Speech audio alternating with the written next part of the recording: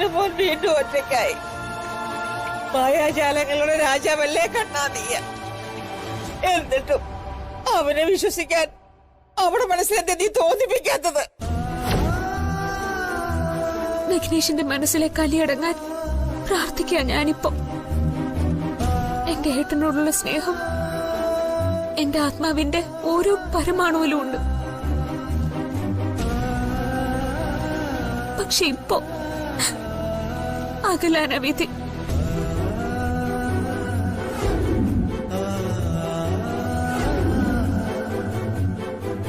ഇല്ല, തീർന്നു.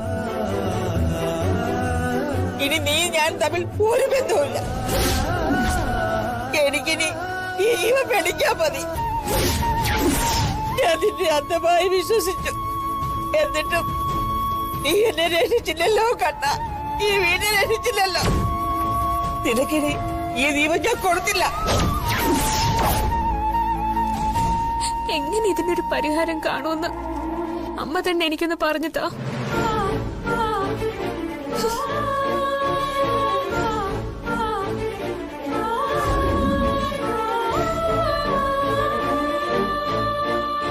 ഞാൻ പറയുന്നൊന്ന് വിശ്വസിക്ക.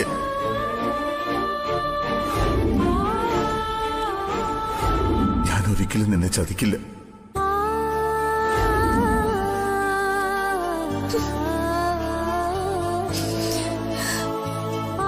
പാവം എന്റെ ഹിറ്റ്ലർ. എന്റെ ഏട്ടന് എന്നെ ഒരിക്കലും വെറുക്കാൻ കഴിയില്ല. ആ വിഘ്നേഷ അമരാവതി നശിപ്പിക്കും. എന്റെ അച്ഛനെ കൊല്ലും. എല്ലാരെയും കൊല്ലും. അതൊന്നും താങ്ങാൻ എനിക്ക് വയ്യമ്മ. ഞാനിത് ആരോടെങ്കിലും പറഞ്ഞ അയാൾ എന്റെ ഏട്ടന്റെ ജീവനെടുക്കും. ഒരു പരീക്ഷണത്തിന്റെ തീക്കടൽ കടക്കാൻ അമ്മ ഈ മോക്ക് വഴി കാണിക്കണേ.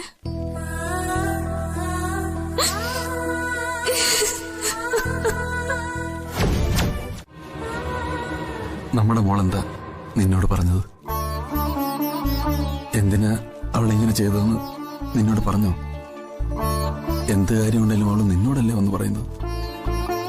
ഭർത്താവിന്റെ തെറ്റ് ക്ഷമിച്ചില്ലെങ്കിലും അവൻ പറയുന്നത് കേൾക്കാൻ ഭാര്യയ്ക്ക് ബാധ്യതയില്ലേ? നമ്മുടെ മോള് അതുപോലും ചെയ്തില്ല. അവളെ ഒരുപാട് സ്നേഹം നൽകിയ ഒരു അമ്മയും കുടുംബത്തെ ഉപേക്ഷിച്ചിട്ടാ അവളിപ്പോ വന്നിരിക്കുന്നത്. മരിച്ചുപോയി നിനക്ക് സംസാരിക്കാൻ പറ്റില്ല എന്ന് എനിക്കറിയാം. സ്വപ്നത്തിലെങ്കിലും ഈ ചെയ്ത് തെറ്റാണെന്ന് നീ അവൾക്ക് പറഞ്ഞ് മനസ്സിലാക്കി കൊടുക്കണം. എത്രയും പെട്ടെന്ന് ഭർത്താവിന്റെ അരികിലേക്ക് പറഞ്ഞു വിടണം. നമ്മുടെ മരുമൻ ഒരു പാവ, നല്ലവനാ. അമ്മായിയച്ഛനായിട്ടല്ല, അതിനേക്കാൾ വലിയ സ്നേഹവും സ്ഥാനവുമാ അവൻ എനിക്ക് തന്നിട്ടുള്ളത്. നമ്മുടെ മകളെ അവന് ജീവനാ. അഹങ്കാരം കാണിച്ചാൻ ആലോചിച്ചിട്ടെന്താ? അടിയും കൊടുത്ത് കൊണ്ടാക്കണം. നല്ല അച്ഛന്മാരൊക്കെ അങ്ങനെയാ ചെയ്യുന്നത്. നിന്റെ പരിഹാസത്തിനൊന്നും മറുപടി പറയാൻ തൽക്കാലം ഞാൻ ആളല്ല. അങ്ങനെ വെറുതെ ഒന്നും അവള് DK ഉപേക്ഷിച്ച് പോരില്ല. അത് എനിക്ക് നന്നായി അറിയാം. അതല്ലേ മനുഷ്യ അവള് പറഞ്ഞത്, നാട്ടുകാരുടെ മുമ്പിലും നാണക്കേടായ കാര്യം. അതല്ലെന്ന് എനിക്ക് തോന്നുന്നത്. ഇപ്പൊ ഈ കാണിക്കുന്നത് ഒരു മറവാണ്. എന്തോ ഒരു കാരണം അതിന്റെ പിന്നിലുണ്ട്. അല്പം മുമ്പ് ഞാനൊരു കാഴ്ച കണ്ടു. എന്ത് കാഴ്ച?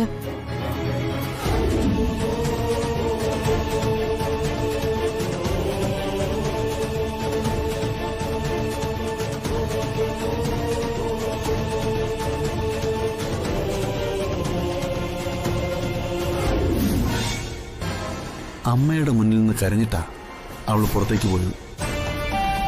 അവള് സോറി എഴുതി വെക്കുന്നത് നിങ്ങൾ കണ്ടോ? അത് ഞാൻ കണ്ടില്ല. ഞാൻ കണ്ടത് അവൾ ആ മുറിയിൽ നിന്ന് കരഞ്ഞുകൊണ്ട് ഇറങ്ങി പോകുന്നതാ. ആ കണ്ണീരും കരച്ചിലും നെഞ്ചിൽ തട്ടിയുള്ളതാണെന്ന് എനിക്ക് മനസ്സിലായി. സംഭവിച്ച കാര്യങ്ങൾ അവൾ ആ റൂമിൽ പോയി ഏറ്റു പറഞ്ഞു കാണും. ഏറ്റു പറയുന്ന അവരവരുടെ കുറ്റമല്ലേ?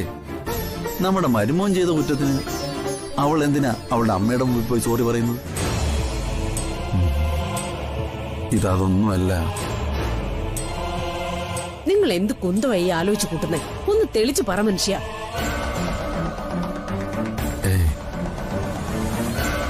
അവളുടെ ഉള്ളില് നമ്മളീ കണ്ടതും അറിഞ്ഞതും കേട്ടതും ഒന്നും അല്ല ചെറുതെ. എന്തോ ഒന്ന് ഒളിഞ്ഞിരിപ്പുണ്ട്.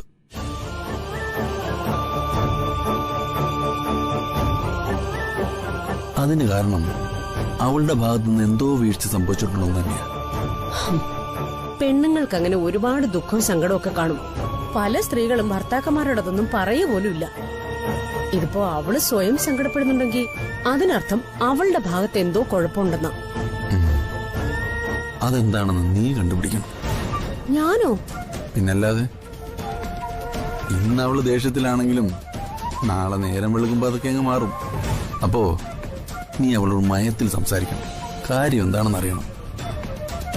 DKയ്ക്കും അവൾക്കും ഇടയിലെ വഴക്കിന്റെ യഥാർത്ഥ കാരണം അറിയണം. എങ്കിലേ അത് നമുക്ക് പരിഹരിക്കാൻ പറ്റും. ഇല്ലെങ്കിൽ ജ്യോതിയെ ഒരിക്കലും നമുക്ക് അമരാവതിയിലേക്ക് തിരിച്ചയക്കാൻ പറ്റില്ല. അവളുടെ ജീവിതം ഒരു ദുരന്തമായി മാറും. അങ്ങനെ ഒരു ദുരന്തത്തിലേക്ക് അവളെ ഞാൻ തള്ളിവിടില്ല. അവളുടെയും DKയുടെയും ജീവിതം നമുക്ക് തിരിച്ചു കൊടുത്തേ പറ്റൂ, എങ്ങനെയെങ്കിലും.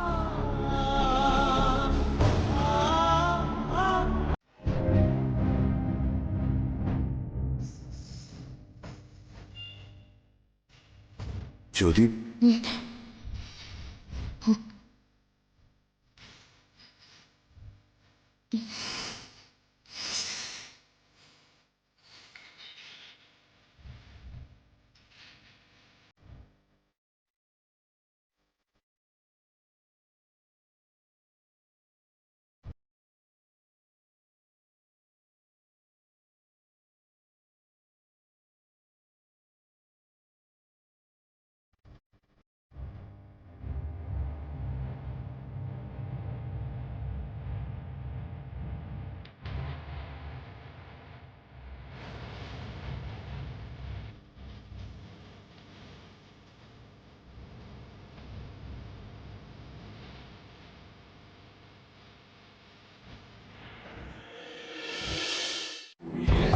DK അറസ്റ്റിൽ.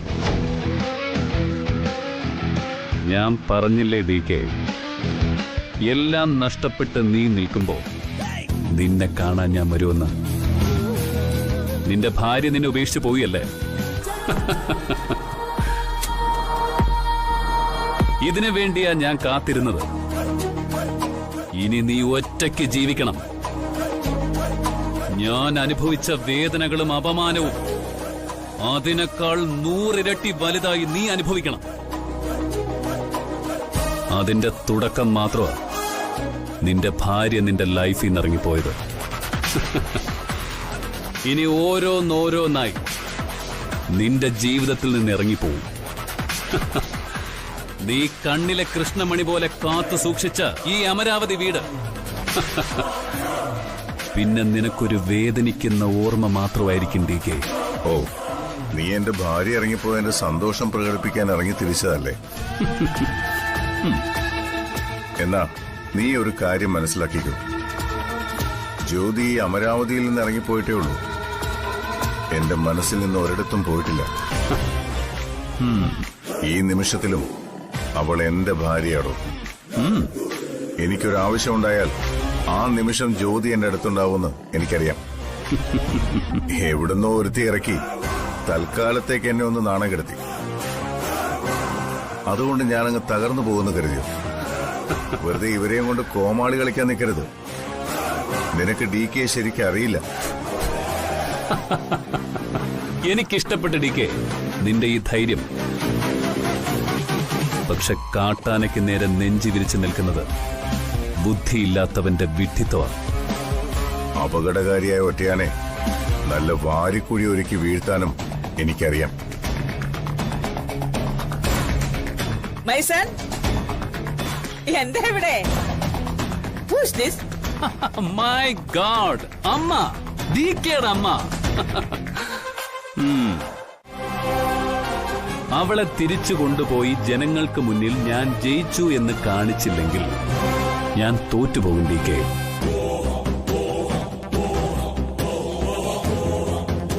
അതെനിക്ക് ആലോചിക്കാൻ പോലും പറ്റില്ല. അധികാരം ഒരു ഭ്രാന്ത DK. അത് കയ്യിന്ന് പോയാ എല്ലാം പോവും. കഴിഞ്ഞ 50 കൊല്ലമായി ഞങ്ങളുടെ കുടുംബത്തിൽ നിന്ന ആ മണ്ഡലത്തിലെ MP, എന്റെ മുത്തച്ഛൻ, എന്റെ അച്ഛൻ, എന്റെ ജ്യേഷ്ഠൻ, ഇപ്പൊ ഈ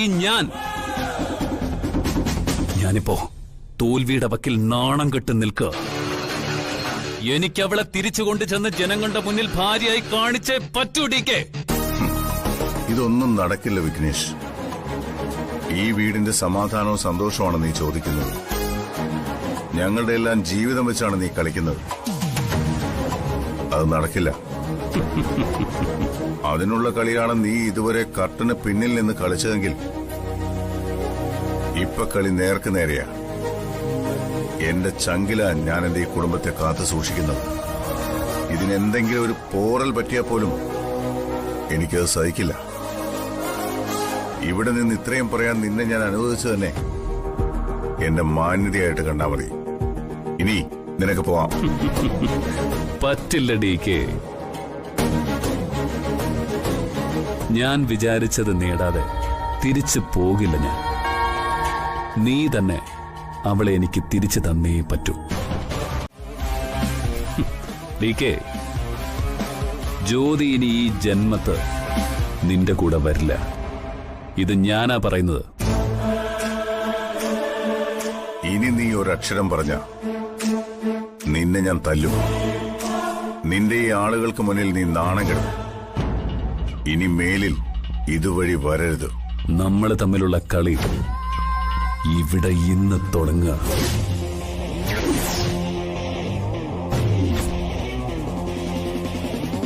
കുറച്ചു കാലം ഞാൻ ഇവിടെയൊക്കെ തന്നെ ഉണ്ടാവും. ഒന്നുകിൽ നിന്റെ അമ്മയെ ഞാനങ്ങ് കൊണ്ടുപോകും, അല്ലെങ്കിൽ ഈ അമരാവതി ഞാൻ തകർത്ത് തരിപ്പണമാക്കും.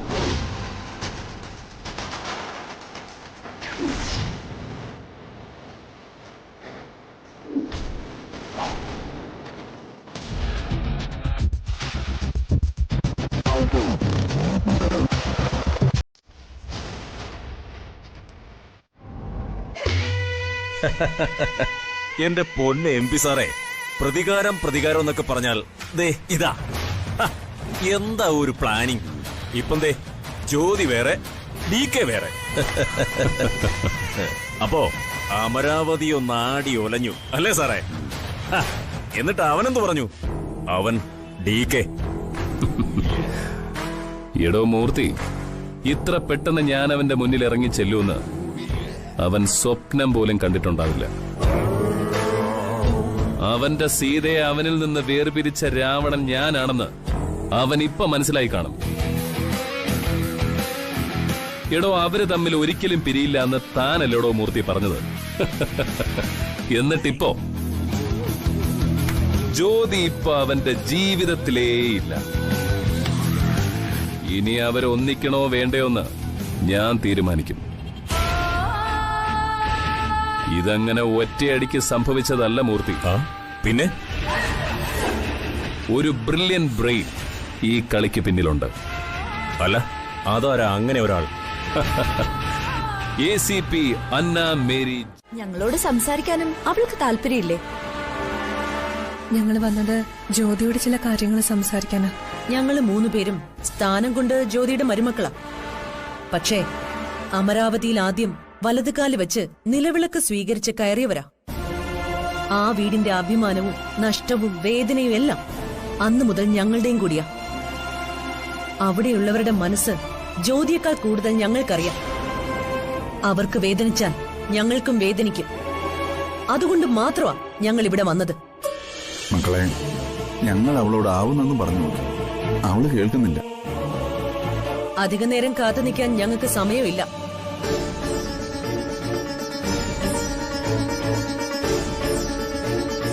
നിങ്ങൾ വന്നിട്ട് ഒരുപാട് നേരമായോ? മമ്മി ഇവർക്ക് കുടിക്കാൻ എന്തെങ്കിലും കൊടുത്തായിരുന്നോ? നിന്റെ മരുമക്കളല്ലേ വന്നത്, അവരെ സ്വീകരിക്കാനും സൽക്കരിക്കാനും നീ തന്നെ നിൽക്കണം. എനിക്ക് വേറെ പണിയുണ്ട്. ഞങ്ങൾക്കാരുടെയും സൽക്കാരം വേണ്ട. വന്നത് ചില കാര്യങ്ങൾ നിന്നോട് പറയാനാ. അല്ലാതെ അമ്മായിയമ്മയോടുള്ള സ്നേഹം കൊണ്ട് വന്നതല്ല. ചിത്ര, ആരെയും ചീത്ത പറയാനോ അധിക്ഷേപിക്കാനോ എനിക്കൊരു ഉദ്ദേശമില്ല. പക്ഷെ പറയാനുള്ളത് പറയാൻ തന്നെ ഞാൻ വന്നേ. നിങ്ങളൊക്കെ എന്തൊക്കെ പറഞ്ഞാലും എനിക്ക് നിങ്ങളോട് ആരോടും ഒരു പിണക്കവും പരാതിയോ ഒന്നുമില്ല. പക്ഷേ തൽക്കാലം അമരാവതിയിലേക്ക് ഞാൻ തിരിച്ചു വരില്ല. അയ്യടി മോളെ, ഞങ്ങള് വന്നതേ നിന്നെ വിളിച്ചോണ്ട് പോയി അമരാവതിയിലെ വാഴിക്കാനല്ല. നീ എന്തു കരുതി ഞങ്ങള് വന്നത് നിന്റെ കാല് പിടിച്ച് കരഞ്ഞ് യാചിക്കാനാണെന്നോ? ഞങ്ങൾക്ക് ചില കടമകളൊക്കെ ഉണ്ട്. ഞങ്ങൾ എല്ലാവരും ജീവിക്കുന്നത് ഡി കെയുടെ തണലില. ഡി കെ തകരാൻ ഞങ്ങൾ ഒരിക്കലും അനുവദിക്കില്ല. ഞങ്ങളുടെ ദൈവമാണ് ഡി കെ. ദൈവത്തിന്റെ മഹിമ കൂടിപ്പോയതുകൊണ്ടാണല്ലോ ഞാൻ അമരാവതി ഉപേക്ഷിച്ച് ഇങ്ങോട്ട് പോരേണ്ടി വന്നത്. മതി, നിർത്തിക്കോ. ഡി കെ കുറിച്ച് ഇനി ഒരു അക്ഷരം മിണ്ടി പോവരുത്. അല്ലെങ്കിൽ തന്നെ അതിനെ കുറിച്ച് നിനക്ക് എന്തറിയാം? ഇത്രയും കാലം നീ ഡി കെയോട് കാണിച്ചിരുന്ന പ്രേമ നാടകങ്ങളൊക്കെ ഫേക്ക് ആയിരുന്നു അല്ലേ? വെറും അഭിനയം. ആത്മാർത്ഥതയുടെ ഒരു കണികയെങ്കിലും ഉണ്ടായിരുന്നെങ്കിൽ നീ ഡി കെയോട് ഇത്രയ്ക്ക് ദ്രോഹം പ്രവർത്തിക്കില്ലായിരുന്നു. ഞാൻ ആരോടും ഒരു ദ്രോഹം കാണിച്ചിട്ടില്ല. സംഭവിച്ചതൊക്കെ എന്താന്ന് എല്ലാവർക്കും അറിയാലോ. ചാനലുകാരും പത്രങ്ങളും ഒക്കെ ഇപ്പോഴും എഴുതുന്നുണ്ട് നിങ്ങളുടെ ഡി കെയുടെ മഹത്വം. മഴ പെയ്തു തീർന്നെങ്കിലും ഇപ്പോഴും മരം പെയ്തുകൊണ്ടിരിക്കുക. മോളെ, നീ ആവശ്യമില്ലാത്തൊന്നും ചിന്തിക്കണ്ട. ഇവരുടെ കൂടെ നീ അമരാവതിയിലേക്ക് തിരിച്ചു പോ. എല്ലാ പ്രശ്നങ്ങളും ഇന്നത്തോടെ അങ്ങ് തീരട്ടെ. അച്ഛൻ ഇതിൽ ഇടപെടണ്ട. എന്നോട് സംസാരിക്കാൻ വന്നിരിക്കുന്നത് ഇവരല്ലേ, ഇവര് സംസാരിക്കട്ടെ. സ്വന്തം അമ്മായി അച്ഛൻ ഇവർ എത്രമാത്രം ന്യായീകരിക്കുമെന്ന് ഞാനൊന്ന് കാണട്ടെ. ന്യായീകരിക്കും, മരണം വരെ ന്യായീകരിക്കും. ഞങ്ങൾ അറിയുന്ന ഡി കെ ഇതുപോലെ ഒരു തെറ്റും ചെയ്യില്ല. ആരോ ഡി കെ ട്രാപ്പിലാക്കിയതാന്ന് എല്ലാവർക്കും അറിയാം. എന്നിട്ട് നിനക്ക് മാത്രം സ്വന്തം ഭർത്താവിന് വിശ്വാസമില്ല. നീ ആണെങ്കിൽ വിശ്വസിക്കുമായിരുന്നോ? എന്താ സംശയം? ഉറപ്പായിട്ടും വിശ്വസിക്കും. ജ്യോതി, ഡി കെ എന്താണെന്ന് നീ ഞങ്ങളെ പഠിപ്പിക്കണ്ട. ഡി കെ ഞങ്ങൾക്ക് വിശ്വാസമാണ്. ഡി കെ പറഞ്ഞത് അമ്മയും വിശ്വസിക്കുന്നുണ്ട്. ഈ പ്രതിസന്ധിയില് ശക്തി നൽകി കൂടെ നിൽക്കുന്നുണ്ട്, സുഹൃത്തുക്കൾ കൂടെ നിൽക്കുന്നുണ്ട്. എന്നിട്ടും നീ മാത്രം വിശ്വസിക്കുന്നില്ല. ഡി കെ ഏറ്റവും കൂടുതൽ വിശ്വസിച്ചത് നിന്നെയാ. അമരാവതി വീടിപ്പോ ശവപ്പറമ്പിന് തുല്യോ. അവിടെ ജീവിക്കുന്ന ശവങ്ങൾ മാത്രമാ ഞങ്ങളിപ്പോ. നീയാ ഡി കെ ചതിച്ചത്. ഈ സമയത്ത് നീ അമരാവതിയിൽ ഡി കെക്കൊപ്പം നിന്നിരുന്നെങ്കിൽ എല്ലാ കുറ്റപ്പെടുത്തലുകളും അവസാനിച്ചെന്നെ. നിന്റെ ഈ നിശബ്ദത ഞങ്ങളോടുള്ള വെല്ലുവിളിയാണെന്ന് ഞങ്ങൾക്കറിയാം. പക്ഷെ ജ്യോതി, നീ ഒന്നോർത്തോ, മരിക്കേണ്ടി വന്നാലും ഞങ്ങൾ ഞങ്ങളുടെ അമ്മായിയച്ഛൻ പറയുന്നത് മാത്രമേ വിശ്വസിക്കൂ. എന്റെ ഭർത്താവിന് എനിക്ക് എന്റെ പ്രാണനേക്കാളും വിശ്വാസമാണ് മായ. പക്ഷെ തൽക്കാലം എനിക്ക് ഈ മുൾക്കിരീടം ചൂടിയേ പറ്റൂ. നിനക്കൊന്നും പറയാനില്ലേ? ഞാൻ എന്ത് പറയാനാ? എന്റെ കൺമുമ്പിൽ കണ്ട കാഴ്ചയെക്കാളും വലുതായി ഒരു സാക്ഷ്യവും തൽക്കാലം എനിക്ക് വേണ്ട. ജ്യോതിയുടെ ഈ തീരുമാനത്തില് നിങ്ങൾക്കൊന്നും ഒരു പങ്കുമില്ലെന്ന് ഞങ്ങൾക്കറിയാം. ഡി കെ എന്ന മരുമകനിൽ നിന്ന് ഒരുപാട് സഹായങ്ങൾ കിട്ടിയതല്ലേ നിങ്ങൾക്ക്? അപ്പോ മരുമക്കൾ സഹായിക്കുന്നതിലോ ആ സഹായം സ്വീകരിക്കുന്നതിലോ ഒരു തെറ്റുമില്ല. പക്ഷേ ഇതുപോലുള്ള പെരുമാറ്റം കാണുമ്പോ മറ്റുള്ളവർക്ക് കൂടി വിഷമം തോന്നും. ഞങ്ങളും അമരാവതിയിൽ വന്നു കയറിയവരാ. എന്തൊക്കെ സംഭവിച്ചാലും സത്യം അറിയാതെ ഞങ്ങൾ ഒരു തീരുമാനം എടുക്കില്ല. ഇനി ഞങ്ങൾ ആരും ജ്യോതിയെ വിളിക്കാൻ ഇവിടേക്ക് വരില്ലെന്ന് മകളോടൊന്ന് പറഞ്ഞേക്ക്.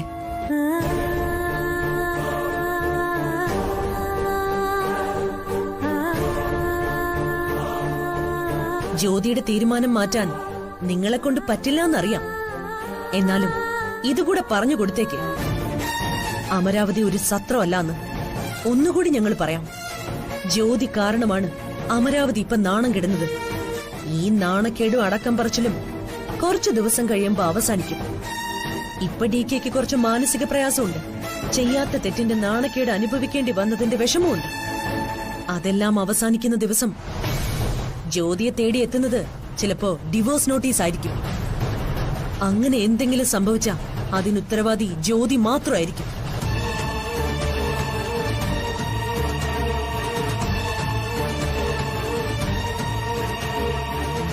എന്റെ സഹോദരൻ മരിച്ചിട്ട് പോലും ഞാൻ ഇത്രയ്ക്ക് സങ്കടപ്പെട്ടിട്ടില്ല. ഒരു സഹോദരിയെ പോലെ ജ്യോതിയെ സ്നേഹിച്ചവളാ ഞാൻ. ഇപ്പോ എനിക്ക് എന്നോട് തന്നെ വെറുപ്പ് തോന്നുന്നു. DKയോട് ഇത്രയ്ക്ക് ആത്മാർത്ഥതയില്ലാത്ത ഒരുത്തിയെ അമ്മായിയമ്മയുടെ സ്ഥാനത്ത് സ്നേഹിച്ചു പോയതിന്. ഞങ്ങൾക്കും ജീവിത അമരാവതിയും ഞങ്ങളുടെ ഭർത്താക്കന്മാരും ആ വീട്ടിലെ അമ്മയും പിന്നെ ആ വീടിന്റെ എല്ലാമായ DKയും ഒക്കെയാ. ഇപ്പോ ഞങ്ങൾ ഒരുമിച്ചൊരു കാര്യം തീരുമാനിച്ചിരിക്കുക. DKയുടെ ജീവിതം നശിപ്പിക്കാൻ അവള് തീരുമാനിച്ചാൽ പിന്നെ ഞങ്ങൾ 3 പേരും അവളുടെ ശത്രുക്കളായിരിക്കും. പറഞ്ഞേക്ക് മോളോട്. വാ മായച്ചി.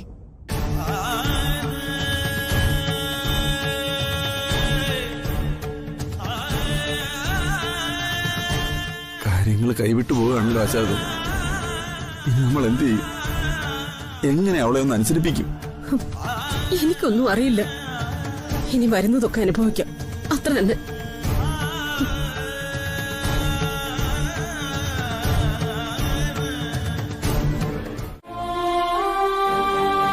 അവനവന് വിശ്വാസം ഉണ്ടാവുന്ന കാലം മാത്രം തിരിച്ചു വന്നാ മതിയെന്ന ഇന്നലെ ഞങ്ങളോട് DK പറഞ്ഞത്. അമ്മേ, നമ്മൾ ഇനി എത്ര പോയി കേണപേക്ഷിച്ചാലും അവള് വരുമെന്ന് എനിക്ക് തോന്നുന്നില്ല.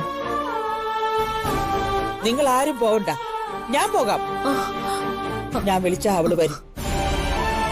DKയോട് ആലോചിച്ചിട്ട് മാത്രം അമ്മ പോയാ മതി. ഇല്ലെങ്കിൽ ഇനി അതിന്റെ പേരിലാവും DK ചൂടാവുക. അമ്മ വെറുതെ അവളുടെ മുന്നിൽ മാനം കെടാൻ നിൽക്കണ്ട. ഇവിടുന്ന് ഇറങ്ങി പോവാൻ അവളെ കാത്തിരുന്നത് പോലെ എനിക്കിപ്പോ തോന്നുന്നത്. ഇങ്ങനെയുള്ള അവളെ എന്തിനിപ്പോ തിരിച്ചുകൂടെ കൊണ്ടുവരുന്നേ? DK തന്നെ തീരുമാനിക്കട്ടെ എന്താ ചെയ്യേണ്ടതെന്ന്. പാടി, നമുക്ക് എന്തെങ്കിലും കഴിക്കാം.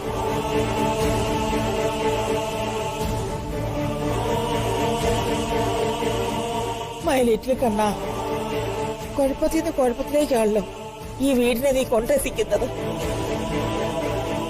എന്തെങ്കിലും ഒരു വഴി കാണിച്ചു താ കണ്ണാ.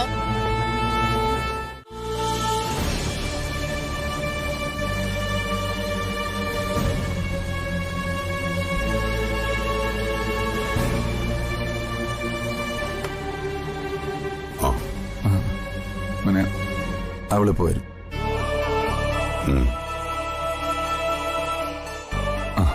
കൊടുക്ക. വേണ്ട. അതെന്താ മോനെ, ഒരു ചായ കുടിക്കാനുള്ള ബന്ധം പോലും നമ്മൾ തമ്മിലില്ലേ? കുടിക്കും. അവള് മോനോട് ചെയ്ത തെറ്റിന് ഞങ്ങളെ ശിക്ഷിക്കരുത്.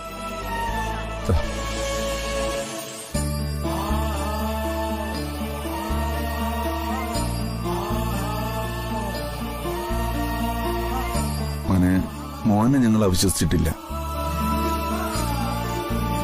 മോൻ എന്തായാലും അവളോട് സംസാരിക്കും. മോൻ വിളിച്ച അവള് വരും.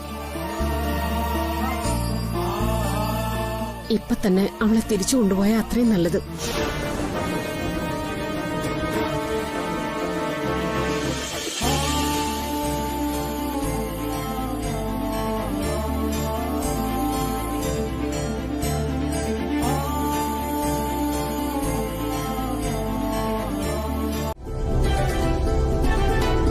ജ്യോതി,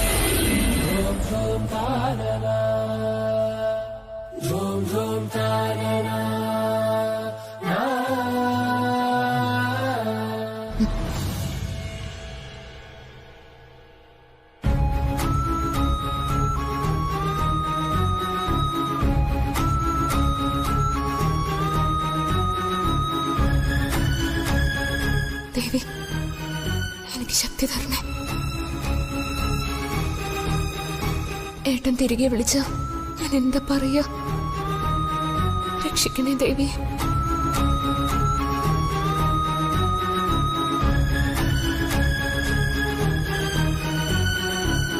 നിന്നോട് സംസാരിക്കാനാണ് ജ്യോതി എന്റെ മരുമകൻ വന്നത്. സംസാരിക്കും. വാ.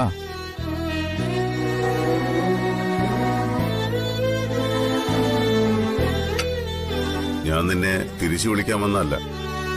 എന്റെ സത്യസന്ധതയും നിസ്സഹായതയും ഇവരെങ്കിലും പറഞ്ഞു ബോധ്യപ്പെടുത്തേണ്ട ഒരു ചുമതല എനിക്കുണ്ടായിരുന്നു. അമരാവതിയിൽ നിന്ന് നീ ഇറങ്ങിപ്പോന്നതിന്റെ പേരിൽ ഇവരെന്നെ കുറ്റപ്പെടുത്തരുതെന്ന് എനിക്ക് നിർബന്ധമുണ്ട്. ഞങ്ങൾക്ക് ഞങ്ങളുടെ മരുമകന് വിശ്വാസമാണ്. ജ്യോതി, ഇപ്പൊ തന്നെ നീ DKയുടെ കൂടെ തിരിച്ചു പോണം. നിങ്ങളെക്കാൾ കൂടുതൽ എനിക്ക് എന്റെ ഭർത്താവിനെ വിശ്വാസമാണ്. ഈ നെഞ്ചിൽ വീണൊന്ന് പൊട്ടിക്കരയാൻ എന്റെ മനസ്സ് എത്ര കൊതിക്കുന്നുണ്ടെന്ന് നിങ്ങൾക്കറിയില്ല. ഒരുപാട് മുറിവേൽപ്പിച്ചു ഞാൻ. എത്ര വട്ടം ആ കാൽക്കൽ വീണ് മാപ്പ് പറഞ്ഞാലും ഞാൻ ചെയ്ത തെറ്റിന് അതൊന്നും പകരമാവില്ല. കൂടെ പോവാൻ 1000 വട്ടം മനസ്സ് കൊതിക്കുന്നുണ്ട്. പക്ഷെ പറ്റില്ലല്ലോ, ഞാൻ ബന്ധിക്കപ്പെട്ടിരിക്കുക. പറഞ്ഞത് നീ കേട്ടില്ലേ? DKയുടെ കൂടെ ഇപ്പൊ തന്നെ നീ തിരിച്ചു പോണോന്ന്. വേണ്ട, ജ്യോതിയെ അമരാവതിയിൽ നിന്ന് ആരും ഇറക്കി വിട്ടിട്ടില്ല. എന്നെങ്കിലും എന്നെ വിശ്വാസമാവുന്ന സമയത്ത് നീ തിരികെ വന്നാ മതി. പക്ഷെ ഒന്ന് നീ അറിയണം, അമ്മ ഇത് എങ്ങോട്ട് പോകാണ് റെഡിയായി നിൽക്കുന്നത്? അത് പിന്നെ ഞാൻ നിന്നെ ഒന്ന് ഹെൽപ്പ് ചെയ്യാൻ ഇറങ്ങിയിരിക്കുക. എന്നെ ഹെൽപ്പ് ചെയ്യാനോ? എന്നെ എന്ത് ഹെൽപ്പ് ചെയ്യാൻ? അല്ല, നിന്റെ ലൈഫിലുണ്ടായ പ്രശ്നങ്ങളൊക്കെ തീർക്കാനേ ഞാൻ തന്നെ മുന്നോട്ടങ്ങ് ഇറങ്ങാൻ തീരുമാനിച്ചു. അമ്മ ഇപ്പൊ എന്ത് ചെയ്യാൻ പോകുന്നു? ഞാൻ പോയിട്ട് അമ്മ പോയി ജ്യോതിയെ തിരിച്ചു വിളിച്ചുകൊണ്ടുവരാൻ തീരുമാനിച്ചു. ചെന്ന് വിളിച്ചാലുടനെ അവൾ ഇങ്ങോട്ട് വരുമെന്നാണോ അമ്മയുടെ വിചാരം? അമ്മ പോകണ്ടെന്ന് ഞങ്ങൾ പറയായിരുന്നു DK. No no no no, ഇതെന്റെ മകന്റെ ലൈഫാ. ഇതെനിക്ക് സേഫ് ആക്കിയേ പറ്റൂ. അതിനവള് തിരിച്ചു വന്നേ പറ്റൂ. My son, I am going to Sarovaram. Meet your wife, return your wife. എടാ, നീ പേടിക്കണ്ടടാ, നിന്റെ വൈഫിനെ ഞാൻ തിരിച്ചു കൊണ്ടുവരും. ആ അമ്മ ഇനി സരോവരത്തിലേക്ക് പോകണ്ട. എടാ, നീ എന്താ ഈ പറയുന്നേ? അമ്മ ഇനി ജ്യോതി വിളിക്കാൻ സരോവരത്തിലേക്ക് പോകണ്ടെന്ന്.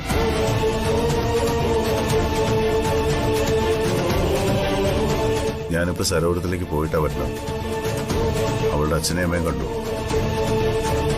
അവളെയും കണ്ടു. കാര്യങ്ങളൊക്കെ വിശദമായി സംസാരിക്കുകയും ചെയ്തു. അവളുടെ അച്ഛനും അമ്മയ്ക്കും കാര്യങ്ങളൊക്കെ മനസ്സിലായി. അവൾക്കിനിയും നേരം വെളുത്തിട്ടില്ല, കാര്യങ്ങൾ മനസ്സിലായിട്ടുമില്ല. അവൾ ഇവിടെ നിന്ന് ഇറങ്ങിപ്പോയത് അവളുടെ ഇഷ്ടപ്രകാരം. പക്ഷേ ഇനി അവൾ തിരിച്ചു വരുന്നത് എന്റെ തീരുമാനത്തിന്റെ അടിസ്ഥാനത്തിൽ മാത്രമായിരിക്കും. അത്ര വേഗമൊന്നും അവൾക്ക് ഈ അമരാവതിയുടെ പടികടക്കാൻ കഴിയില്ല. എടാ മോനെ, നീ അങ്ങനൊന്നും പറയാതെ. എടാ, അവളൊരു പെണ്ണാ. അവള് മാത്രമേ ഉള്ളൂ ഈ ലോകത്ത് പെണ്ണായി ജനിച്ചത്. നിങ്ങളാരും സ്ത്രീകളല്ലേ? നിങ്ങളൊക്കെ ഇങ്ങനെയാണോ പെരുമാറുന്നത്?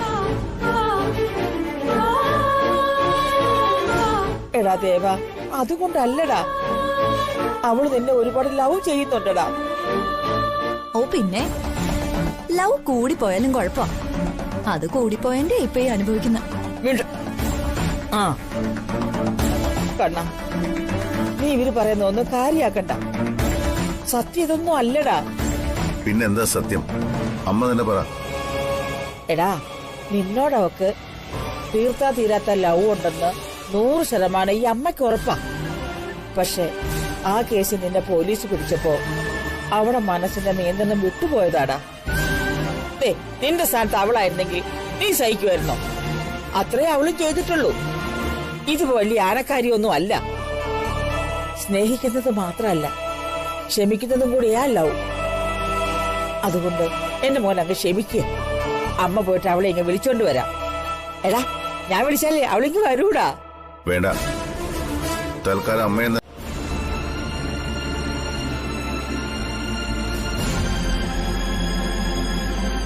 ചേച്ചി, ഞങ്ങൾ ഇറങ്ങുക. ഇവിടം വരെ വന്നതും ചേച്ചിയുടെ കാര്യത്തിൽ ഇടപെട്ടതും അനിയത്തിയുടെ ഭർത്താവെന്ന നിലയ്ക്ക് മാത്രമല്ല, DK ഒരുപാട് സ്നേഹിക്കുകയും ബഹുമാനിക്കുകയും ചെയ്യുന്ന ഒരാളെന്ന നിലയ്ക്ക് കൂടിയാ. എന്തിനേട്ടാ ഇനി അതൊക്കെ പറയുന്നത്? നമ്മൾ അഭിപ്രായം പറയുന്നൊന്നും ചേച്ചിക്ക് ഇഷ്ടമല്ലല്ലോ. മതി, പോവാം. ജയപ്രകാശ്, നിങ്ങൾ എന്തൊക്കെ പറഞ്ഞാലും തൽക്കാലം ഈ തീരുമാനം എടുക്കാനേ എനിക്ക് കഴിയൂ. അതിപ്പോ എന്റെ അഹങ്കാരമൊന്നും ധിക്കാരമൊന്നും എന്ത് വേണേലും നിങ്ങൾക്ക് പറയാം. ചേച്ചി, ഒരു പുരുഷന്റെ ഏറ്റവും വലിയ ദൗർഭാഗ്യം എന്താണെന്ന് ചേച്ചിക്കറിയോ? അവന് ഏറ്റവും പ്രിയപ്പെട്ടവർ അവനെ അവിശ്വസിക്കുന്നതാ. വിശ്വാസഹത്യ കൊലപാതകത്തേക്കാൾ ക്രൂരാണ്. DKക്ക് മേൽ ഇപ്പൊ ശത്രുക്കൾ നേടിയതും ഈ വിജയമാണ്. ചേച്ചി അതിനുള്ള ആയുധമാകാൻ പാടില്ലായിരുന്നു. ഒരാളെ തകർക്ക എളുപ്പമാണ്. ഒരു വാക്ക് മതി, അല്ലെങ്കിൽ ഒരു പ്രവൃത്തി മതി. എന്നെ തകർന്നു പോയാ പിന്നെ ജീവിതത്തിലേക്ക് തിരിച്ചു കൊണ്ടുവരാൻ ഒരു ജന്മം മുഴുവൻ ശ്രമിച്ചാലും നടക്കില്ല. ചേച്ചി അത് ഓർക്കുന്നത് നല്ലതാ. ചേച്ചിയുടെ ജീവിതത്തിലെ നന്മയും സൗഭാഗ്യമായിരുന്നു ഏട്ടൻ. ആ ഏട്ടനെയാ ചേച്ചി നിഷ്കർണം വലിച്ചെറിഞ്ഞത്. ദൈവം പോലും ക്ഷമിക്കില്ല ചേച്ചി, ഓർത്തോ?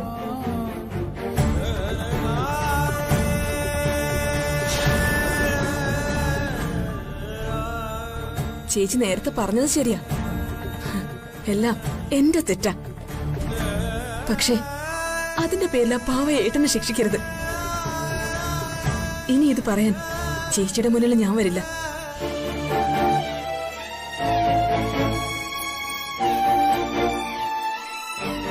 ചേച്ചി വിഷമിക്കണ്ട. അവള് സങ്കടം കൊണ്ട് പറഞ്ഞു പോയതാ. DK ദൈവത്തെ പോലെ അവള് കാണുന്നേ. അതുകൊണ്ടാ ഇത്ര സങ്കടം. ആ സങ്കടം എന്റെ ഉള്ളിലുണ്ട്. എനിക്കൊന്നേ പറയാനുള്ളൂ, ചേച്ചി ഈ തീരുമാനം മാറ്റണം. തിരിച്ചു പോകണം.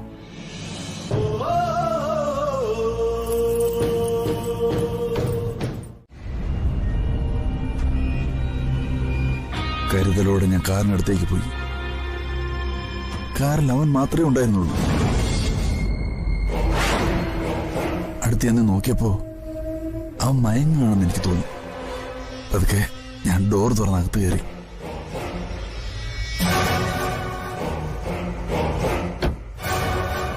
അപ്പോഴാണ് ഞാനത് മനസ്സിലാക്കിയത്. എനിക്ക് മുമ്പേ അവനെ ആരോ